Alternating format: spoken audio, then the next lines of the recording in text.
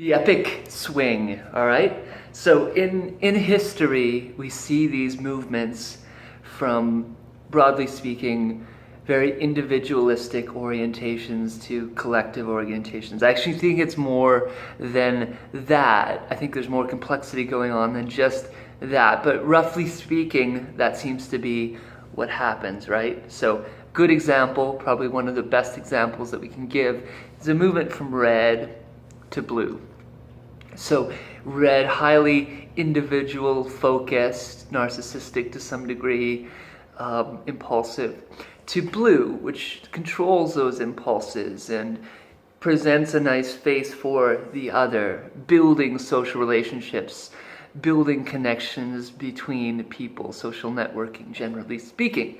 Okay, so I don't think this parallel works exactly like that. I think there's more complexity here than that. But the big swing here is still very much from a fairly I-focused reality to a far more collective-focused reality. So the first here, although I don't think it's just I-focused, I actually think it's objectively focused, and there's an argument to make there.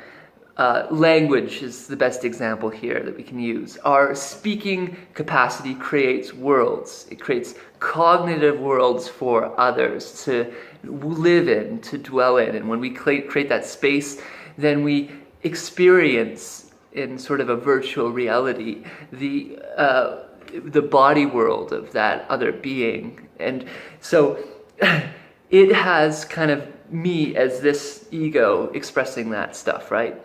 The internet is starting to displace that. We connect with sort of virtual presences. If you use something like,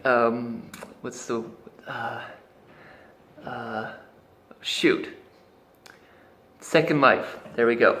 So Second Life, you have an avatar, and it's not really the individual's embodiment, and it's actually, the interobjective built space of that, that program that's kind of you're interfacing with as an avatar in some ways.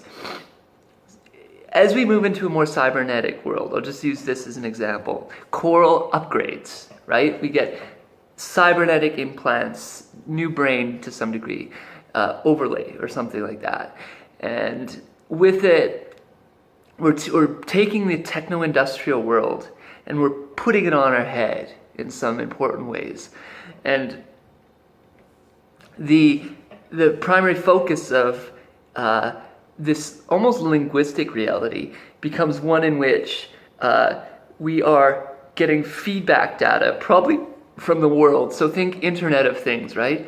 Where the Internet of Things has sensory apparati around the world, having like a felt sense experience of what's happening in the world. Then you got a bodysuit and you're getting feedback in some important ways of the body's health, of the world body's health, and so, however you want to look at it.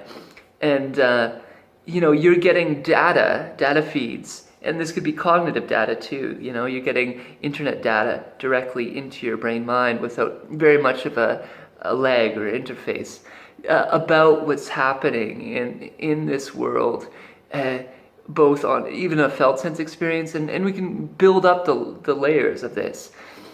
And so, in some important ways, that individual focusedness of focused reality of that first tier, and it's not exclusively individual focused, it's just more individual focused than what I'm saying will be the second tier, which will be interobjective, has a quality at least of interpersonal relationships, but it's actually interobjective relationships. So it's using the techno-industrial infrastructure to create those higher order relationships, but it's more we focused, if that makes any sense. That's really what I'm trying to get at here. We're moving from a more I focused, more we focused. We can more easily bring peace then, I think, as well as things like healing the world, all the ails of the world, species extinction,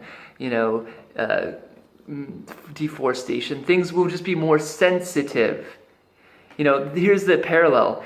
If in fact green actually is interobjective focus, which I think it is, this is a parallel on a higher order. The second tier has a fractal relationship to green, and it's actually more green than green in some important ways, because it actually really lives in a double layer fractal of interobjective realities. We have the internet, but it'll actually be integrated and so forth. Anyways, that's a really complicated video, but be well.